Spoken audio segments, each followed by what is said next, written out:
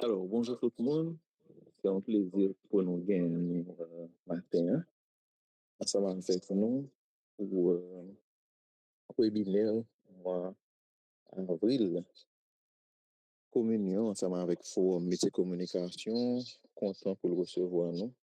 On espère que le moment que nous pourrons passer là, il pourra un moment qui pourra permettre que nous soyons capables de maîtriser le concept événement, mais tout permettre que nous joignons des armes, des outils, des tips qui peuvent permettre que nous améliorer l'événement. Je souhaite nous bienvenue dans nos communions et dans nos forums métiers communication. Maintenant, nous avons plaisir pour nous recevoir Madame Sibylle Abeille et c'est Élisée Zetren qui pourra les modérer, mener le webinaire là jusqu'à la fin. Je vais passer Élisée la parole et je vous souhaiter nous encore un bon moment, un bon webinaire. Merci, Élisée. Bonjour tout le monde. Non pas moi, c'est Élisée Zetren, Jean que lundi saut de lien là. Et donc, je dis à nous à accueillir avec nous Madame Sibylle Abeille et qui vient pour échanger avec nous autour de thème là, de l'idée à l'impact, concevoir des événements porteurs de sens et d'influence. Donc, Madame Sibylle Abeille, c'est une consultante et c'est un professionnel dans la diplomatie culturelle. Donc déjà, nous avons souhaité bienvenue à Madame Abeille autour de webinaire ça et à nous tous, bon webinaire déjà.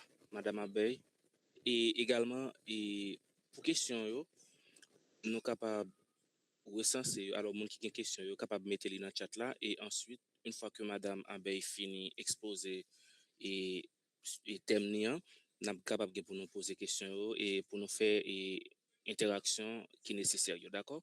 Donc déjà, merci et bon webinaire à tout le monde. Bonjour tout le monde. Je suis Sibylle Abeille et je suis consultante en diplomatie culturelle et je suis aussi planification d'événements culturels et stratégiques. Je remercie d'abord Lindy pour l'invitation, Lindy Michel, et aussi Zetren qui est le modérateur d'aujourd'hui. Ma présentation sera basée sur la conception événementielle et j'ai préparé un document afin de vous permettre de suivre. Et je serai aussi très honorée de répondre à vos différentes questions. Donc, je vais sur la page de présentation. Donc, vous aurez peut-être des difficultés à me voir ou regarder directement la caméra. Donc, la caméra, là.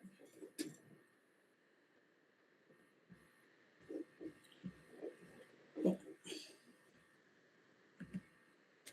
Donc, pour mon plan de présentation, voici comment ça va se dérouler. On a une introduction. On va aussi voir la compréhension, essayer de comprendre les limites des événements traditionnels et repenser l'événement comme un outil stratégique et les 3 piliers d'un événement à impact. En 5e position, placer l'humain au centre de l'événement et 6, l'événement comme outil de soft power, ce qui rejoint ma formation de base, et 7, la communication événementielle avant, pendant et après. 8, les erreurs stratégiques à éviter. Et puis, on ouvrira le panel aux questions-réponses. Et à la suite, il y aura une conclusion et une ouverture. Donc, voilà. Avant tout, je dois dire que la présentation d'aujourd'hui, c'est basée sur la conception d'événements et non la planification d'événements. Il y a une très grande différence dans les deux concepts. Tout d'abord, la conception événementielle, c'est la phase, je dirais, imaginative, stratégique, avant qu'on commence à la planification, donc les moments où on doit vraiment planifier la logistique, où on doit commencer à faire quoi? L'exécution, mais en amont de l'événement pour le jour J. Donc, en gros, on va parler de la phase conceptuelle de l'événement. Donc, qu'est-ce qu'on veut pour créer pour l'événement? C'est quoi la thématique, l'impact? Qu'est-ce qu'on veut que cet événement atteigne comme objectif? Donc, la première question, c'est pourquoi certains événements marquent profondément et d'autres disparaissent immédiatement après? Donc, on voit souvent des événements qui sont ponctuels ou bien des événements qu'on veut faire durer sur le long terme, mais à chaque édition, on a l'impression qu'on recommence tout, la stratégie, la communication, et il n'y a pas une fidélisation de la clientèle, des participants ou bien des partenaires, etc. Donc, cela dit que même lorsqu'un événement est parfaitement organisé, donc attire un grand nombre de participants, si cet événement ne peut pas laisser de traces durables, vous pouvez toujours vous retrouver à la case départ. Donc, c'est ça l'objectif de ce webinaire, qui est de vous permettre de comprendre comment faire la conception de l'événement et laisser un impact réel sur la perception et l'expérience des participants. J'aurai peut-être l'occasion de vous donner des exemples concrets par rapport à mes expériences, par rapport à ce que j'ai observé aussi dans d'autres événements dont je n'étais pas membre ou créatrice. OK.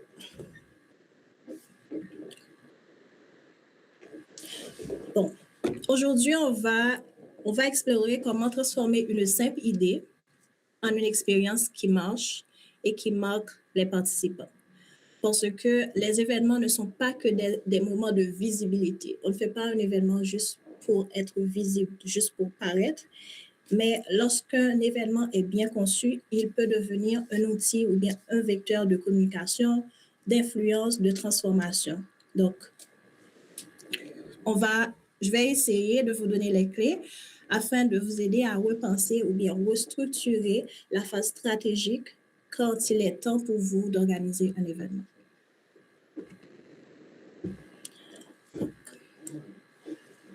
Maintenant, comprendre les limites des événements traditionnels. On peut voir que beaucoup d'événements échouent pas parce qu'ils ont un mauvais contenu. Un événement peut avoir une très belle programmation, peut avoir un très beau line-up, peut avoir quelque chose de très enrichissant, mais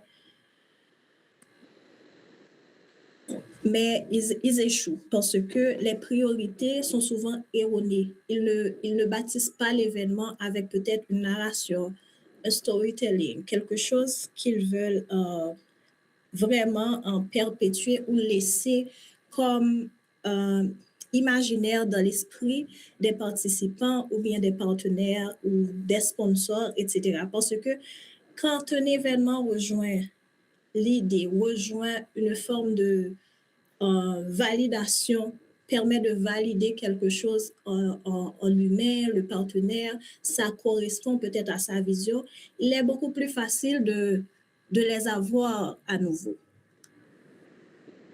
Donc, ça peut être une limite, ça peut être une limite très importante pour la réussite d'un événement.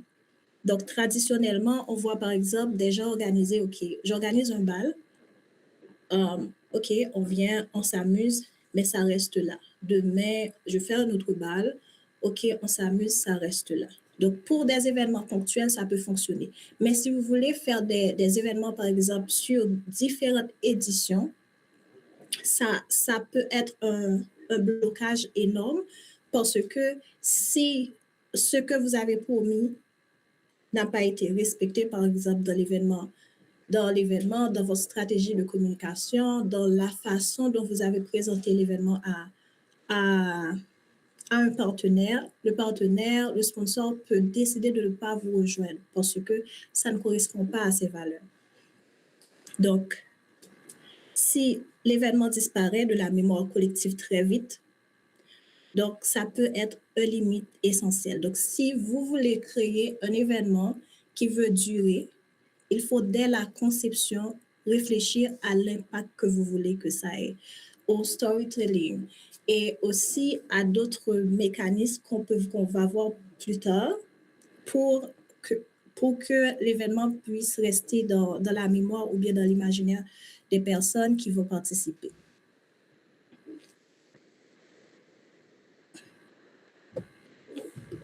OK. Dans cette partie, je repenser l'événement comme un outil stratégique. C'est quoi un outil stratégique? Un outil stratégique, ce n'est pas quelque chose que tu envoies juste comme ça. Ce n'est pas quelque chose que vous faites en tâtonnant. C'est quelque chose qui est pensé, qui est structuré à la base. Donc, sur l'écran, vous pouvez lire, un événement n'est pas simplement une action ponctuelle ou un rassemblement. Il est un outil stratégique capable de transmettre un message, de créer des récits, d'influencer les perceptions. Il est un langage vivant. Ce que les participants voient, ressentent et expérimentent communique un message puissant, souvent plus fort que tout support écrit et promotionnel. L'événement est à la fois expérience, narration et levier d'influence. Donc, pour moi qui est dans la diplomatie culturelle, bien que ça, c'est très théorique, donc moi, j'utilise souvent l'événementiel comme base pratique afin pour faire de la diplomatie culturelle. Je ne sais pas si vous allez comprendre parce que très souvent, on étudie les concepts et ça reste là. On écrit, on voit des documents, mais dans les cas pratiques, vous avez l'impression que ça n'atterrisse pas. Donc, l'événementiel, ici, dans mon cas, devient un outil d'influence. Par exemple, cette année, on avait lancé la première édition du Kobe Sujumu ici à Montréal. Donc, je suis à Montréal. Donc, l'idée qu'on a eue dès le départ, c'était de créer un sentiment de liaison entre Haïti et la diaspora. D'où la raison pour laquelle on n'a pas créé un autre événement Subjumu, mais le Combit Subjumu. Donc, c'est prendre quelque chose qui a déjà existé, oui, mais on l'adapte à un environnement différent. Parce que on voulait que les Haïtiens d'ici puissent toujours ressentir le lien qu'il y a avec la mère patrie. Deuxièmement, on voulait aussi déconstruire quelques narratifs. Il y a des narratifs qui nous suivent partout, comme quoi les Haïtiens ne peuvent pas s'unir ensemble, ne peuvent pas créer ensemble. On a organisé un événement, ça nous a pris 2 mois. Et ce sont les Haïtiens qui ont participé, qui ont mis de l'argent, qui ont mis à notre disposition de la logistique et tout. Et troisièmement, on voulait faire de la culture de la Subjumu un outil de partage et d'échange interculturel. Et oui, on a eu dans nos bénévoles des personnes venues de différentes origines, différentes nationalités. Et le jour J, on a pu accueillir des personnes qui sont des étrangers, qui découvrent la soupe pour la première fois, ou bien qui l'ont goûté, qui veulent partager avec des amis, etc., etc. Et le résultat, c'est qu'on n'a même pas encore lancé la 2e édition. Des gens, des partenaires, des participants veulent nous rejoindre, veulent intégrer le comité, veulent soutenir. Pourquoi? C'est parce que l'événement n'a pas été conçu au départ juste pour faire un événement. C'était quelque chose qui a été planifié. On a décidé qu'est-ce qu'on veut faire et dans la communication et tout, comment on va atteindre ces objectifs. Donc, la stratégie était en amont. La stratégie n'est pas venue après ou bien s'est déroulée pendant l'événement, mais tout ça a été planifié. Donc, il y a 3 piliers pour un événement à impact. Le premier, c'est le sens. Donc, chaque action et chaque choix doivent répondre à une intention claire. Donc, c'est quoi le sens de ton événement? Pourquoi tu veux faire cet événement? Donc, quel est le message précis et aligné avec votre objectif et votre vision pour l'événement? Le deuxième pilier, c'est l'expérience. Donc, l'événement doit immerger les participants, susciter des émotions et favoriser l'engagement. Donc, comme l'expérience de cette année, il y a eu des personnes qui nous ont dit merci parce que ça leur a permis de vivre Haïti à nouveau parce qu'on avait dans le contenu de l'événement, il y avait une partie culturelle. Donc, on a chanté des chansons traditionnelles. On a dansé ensemble. Ce sont des choses que les personnes, une fois arrivées en terre étrangère, qu'ils ne trouvent pas. Donc, ça leur a donné à nouveau un sentiment d'appartenance, ça a créé de la nostalgie. Donc, l'émotion était là, donc l'expérience qu'ils ont vécue leur ont permis de dire, OK, l'année prochaine, je veux être là. N'oubliez pas de nous écrire. Faites-nous signe, envoyez-nous les communications un peu plus tôt, etc. Ils veulent s'engager, ils veulent s'impliquer parce que l'expérience vécue a créé des émotions. Et en troisième point, c'est practical value. Donc, c'est qu'est-ce que les participants retiennent de l'événement, comment ça a façonné leur perception et celle des autres. Nous, quand on a fait l'événement, on a voulu faire ça à Montréal-Nord, parce qu'à Montréal-Nord, il y a une forte communauté haïtienne. On a fait l'événement et puis, OK, la mairesse est passée. La mairesse est passée, on ne s'y attendait pas et elle était contente de voir qu'une telle activité a eu lieu dans son arrondissement. Elle a encouragé, elle a voulu supporter et demande déjà, OK, comment on va faire la deuxième édition parce que ça permet qu'il y ait quelque chose qui rassemble, qui mobilise les gens dans sa communauté, dans son arrondissement. Donc, il y a une valeur perçue, il y a une valeur pratique. La mémoire collective, les récits et les impressions laissés par l'événement deviennent déterminants pour son influence durable. Donc, si l'événement que tu fais a laissé des valeurs, si ça a mobilisé, s'il y avait un récit autour de ça. Par exemple, on a publié des dépliants qui ont parlé de l'indépendance d'Haïti, de son impact sur l'humanité, comment ça a changé beaucoup de choses en termes de liberté, de dignité, etc. Donc, on a voulu montrer que, OK, Haïti n'a pas pris une indépendance seule, elle a partagé cela. Donc, pour les Haïtiens, ça crée de la fierté. Pour les Haïtiens, ça crée quoi? Ça renoue, je dirais, leur dignité parce que on entend souvent quand on est, même en Haïti, mais quand vous êtes ailleurs, c'est un peu plus prononcé parce que quand on vous parle, on ne parle pas des belles plages qu'on a. On parle, oh, j'ai appris qu'on a tué, j'ai appris qu'il y a un carnage, j'ai appris qu'il y a quelque chose de négatif. Donc, pour les Haïtiens, leur rappeler cela, ça leur donne de la fierté. Et pour les autres qui étaient là, qui ne savaient pas l'histoire, c'est oh wow, pourquoi on nous a jamais appris ces histoires-là à l'école? Donc, ils sont devenus curieux, ils posent des questions, ils cherchent à savoir. Donc, ça crée quelque chose de différent, ça transforme les narratifs. Donc, pour cette partie, on peut conclure par comprendre que ces trois piliers sont essentiels pour un événement dès sa conception. Donc, dès la conception d'un événement, OK, un anniversaire, et ça va, si vous voulez laisser un impact, si vous voulez créer du sens ou influencer, il faut avoir essentiellement ces trois points. On peut toujours ajouter des choses comme la cohérence et d'autres valeurs, mais d'abord, il faut qu'il y ait un sens à l'événement. Il faut que vous imaginez ou concevoir l'expérience.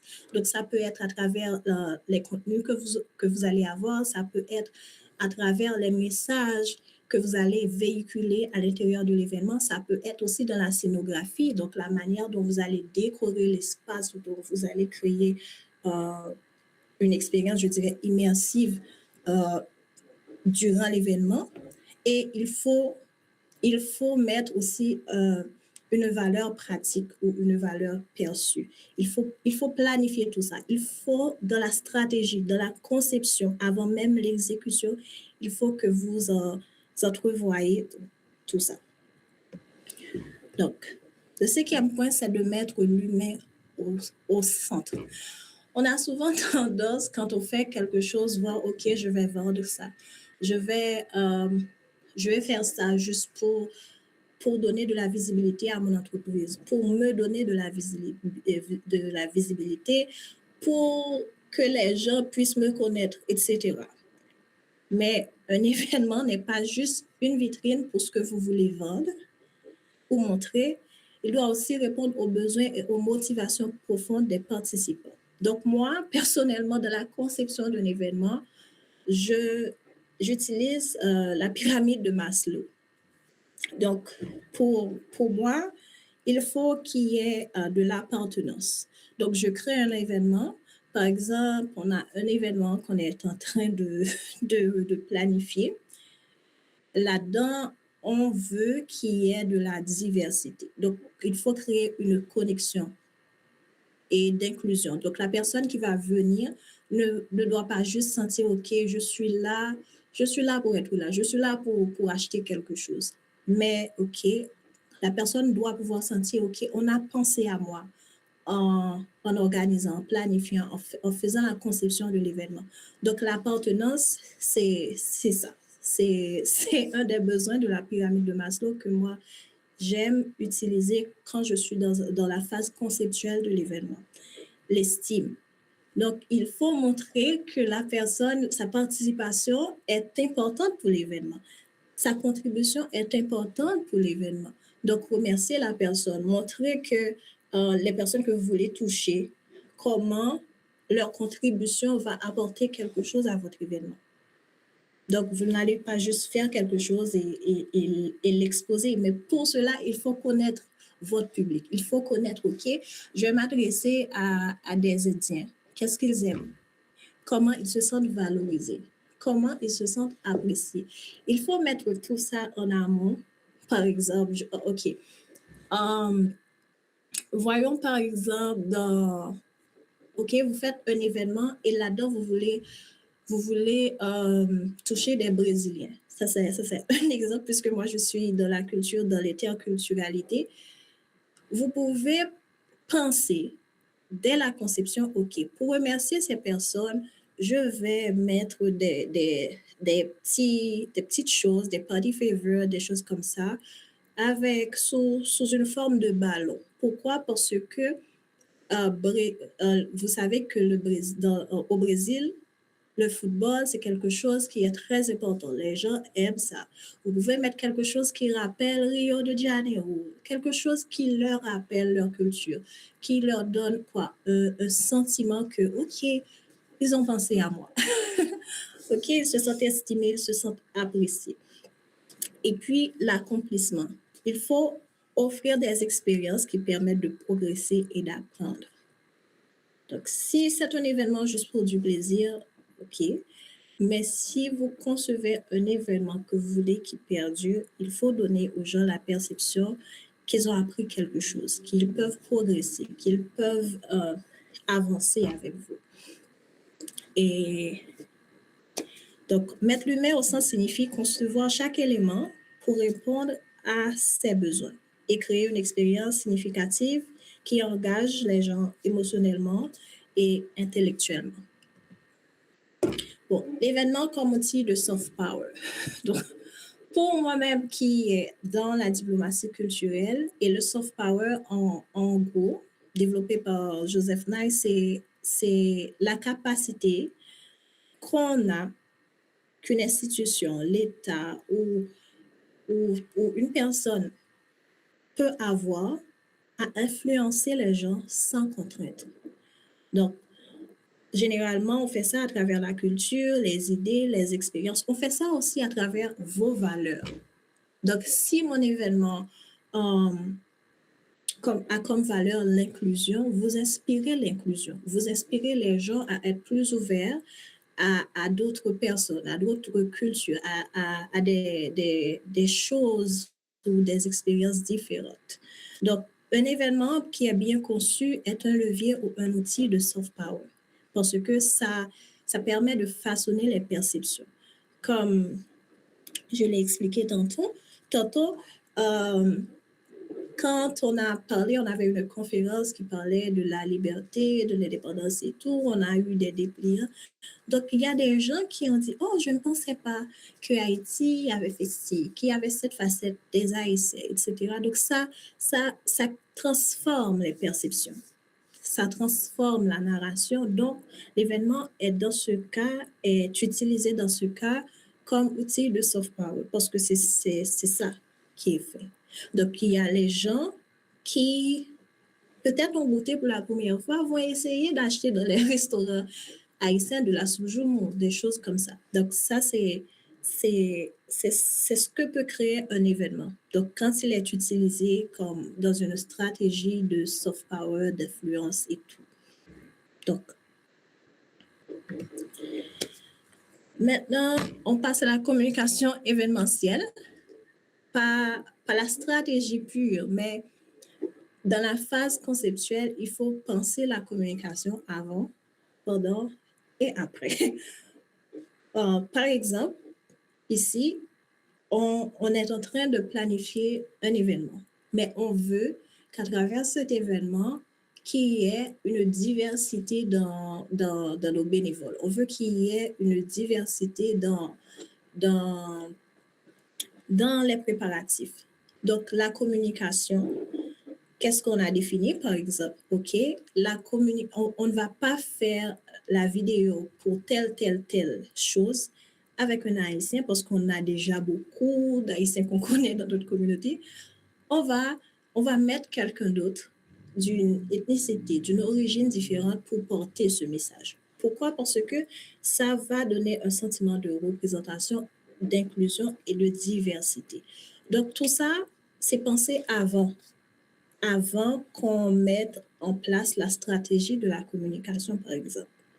Donc, il faut penser la communication avant, pendant et après. Donc là, vous aurez peut-être besoin de votre équipe de marketing, votre équipe de communication visuelle, l'équipe complète en communication et marketing. Donc, pour leur dire, OK, voilà la vision, voilà ce que j'ai comme idée, voilà ce qu'on veut faire de l'événement.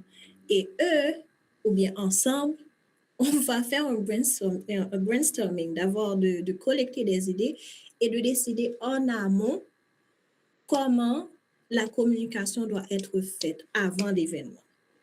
Et il y a aussi la communication pendant l'événement. Pendant l'événement, il faut que l'événement en soi assure la cohérence, montrer qu'il y a une cohérence entre ce que vous avez communiqué en amont et ce que les participants, les partenaires, vos clients sont en train de vivre pendant l'événement. Ça crée la cohérence parce qu'il n'y a pas de décalage entre ce que vous avez dit et ce qui est exécuté. Donc, il faut maintenant, pendant l'événement, renforcer l'immersion. Donc, l'immersion, l'expérience, ce qui est vécu, tout ce qui est sens, donc visuel, sensationnel, etc. Donc, il faut renforcer tout ça.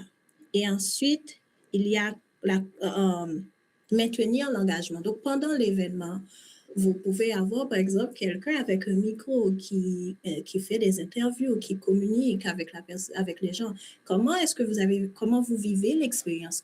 Qu'est-ce que vous pensez, etc. Donc, vous maintenez l'engagement non seulement à l'interne, mais aussi à l'externe. Parce que pendant l'événement, vous pouvez avoir quelqu'un sur place qui prend des contenus pour les mettre sur vos réseaux, pour parler afin de permettre aux gens qui ne sont pas là de dire « Ah, mais j'ai raté quelque chose, on dirait que c'est fun, on dirait que ça, c'était intéressant, etc. etc. » Donc, ça crée quoi? Une sorte d'émotion qui dit « Ah, j'ai peut-être raté quelque chose, la prochaine fois, je dois être là. » Donc, tout ça, il faut les planifier, il faut que vous sachiez, OK, voilà comment tout ça doit être fait. Bien qu'au moment de la planification stratégique, l'exécution, les personnes qui sont spécialisées vont se mettre à la tâche. Et il y a aussi la communication après l'événement. Donc, c'est ce que vous faites pour prolonger les expériences, OK? Les photos qu'on va publier, les messages que vous allez continuer à partager, peut-être mettre les vidéos que vous avez prises avec les participants qui ont parlé de leur expérience pendant l'événement, les témoignages, tout ça. Et ça permet d'amplifier le message et de consolider la mémoire collective. Parce que même après l'événement, on en parle. On en parle. Ça peut être, par exemple, quelque chose que vous avez publié pour remercier les gens.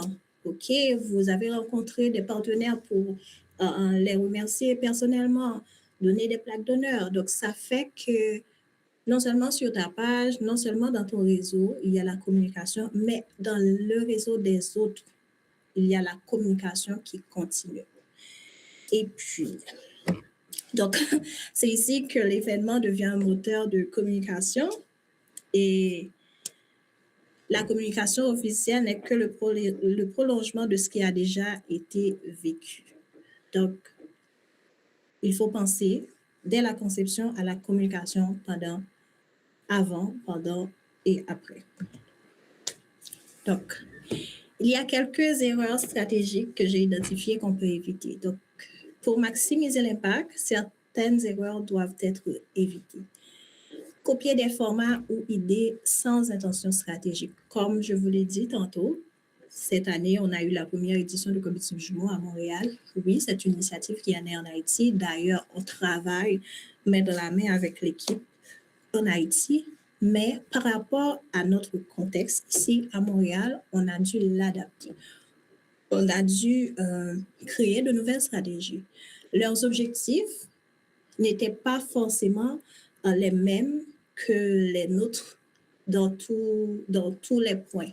Oui, il y a des valeurs qu'on a pérennisées, il y a des choses qu'on a pérennisées, qu'on a mis, OK, ça peut marcher comme ça. Il y a des choses qu'on ne peut pas changer parce que le projet avait déjà un nom, il y avait déjà un concept, mais dans les objectifs, dans la stratégie, on ne pouvait pas faire de la même façon parce qu'on n'a pas le même public.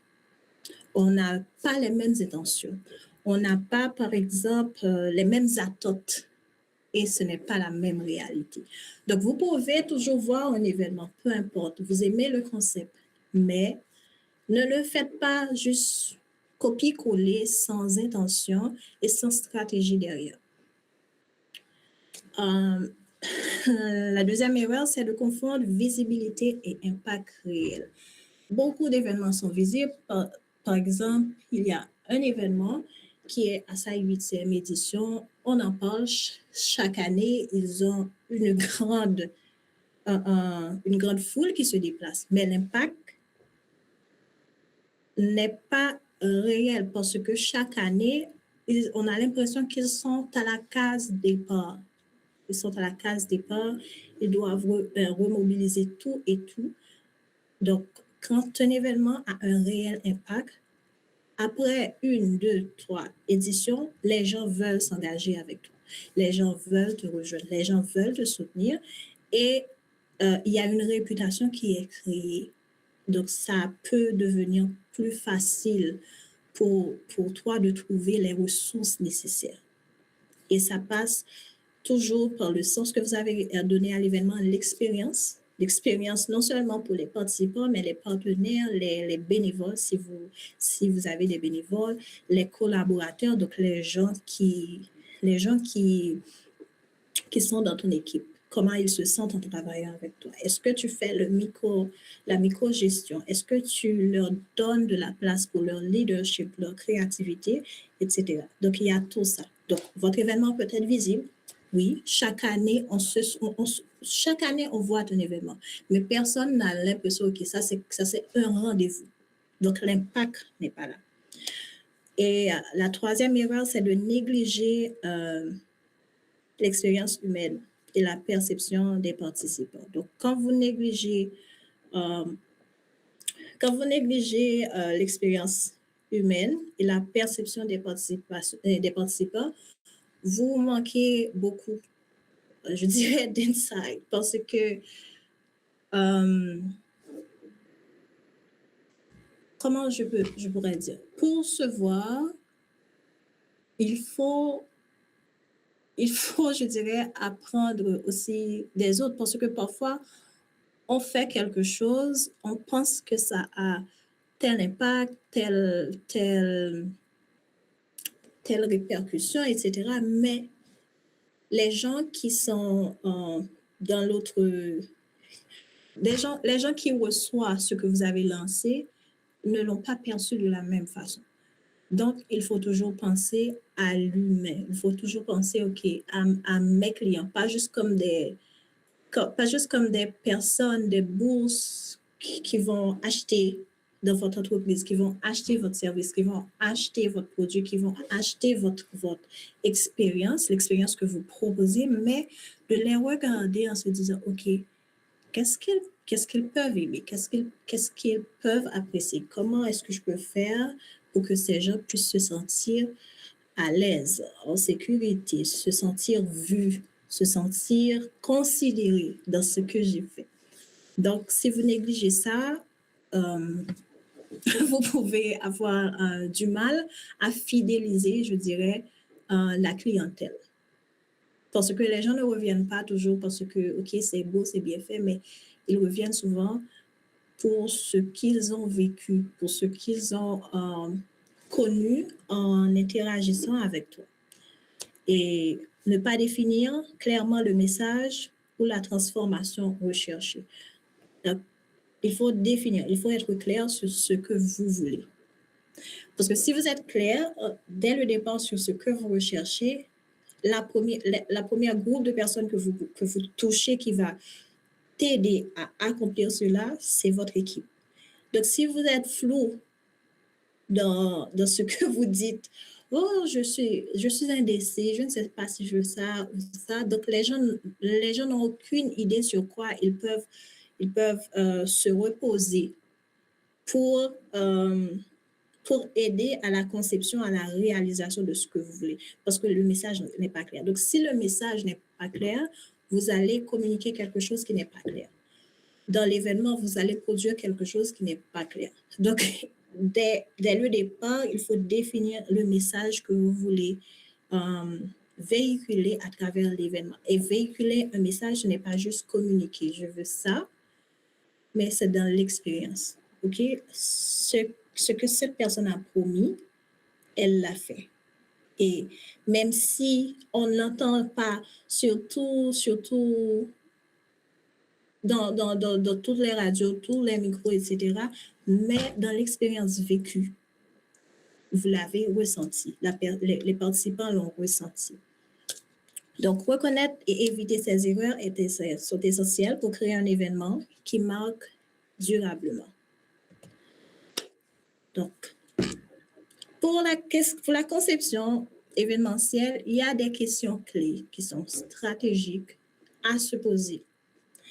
Donc, avant de concevoir un événement, il faut se poser ces questions. Il faut définir quel est le message réel que vous voulez transmettre.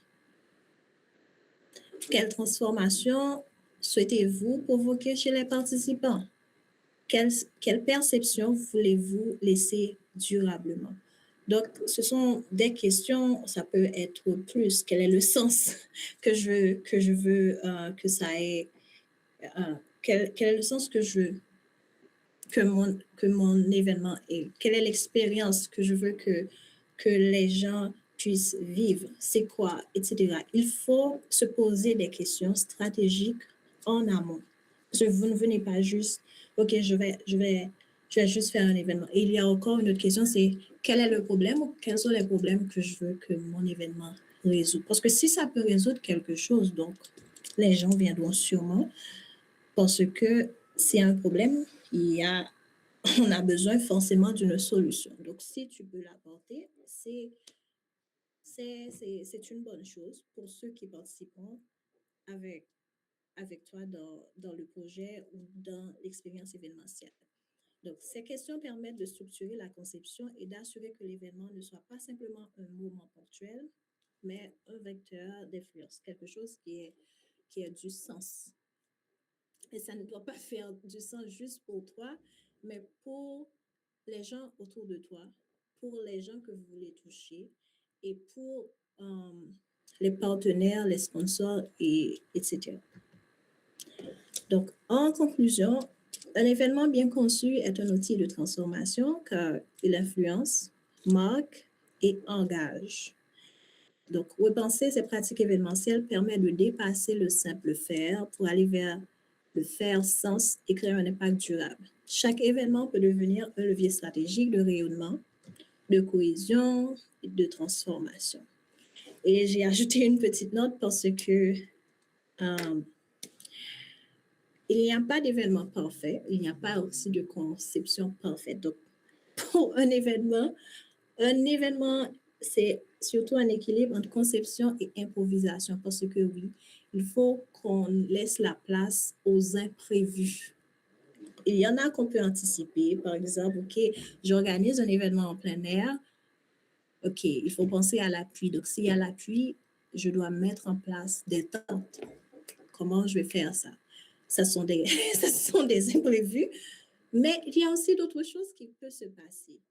Et avant, et pendant ou après. Donc, il faut savoir improviser. Par exemple, pour le combat de ce jour, on a dû faire beaucoup d'improvisation parce que le timing qu'on avait était serré. Il y a des choses, il fallait réfléchir vite.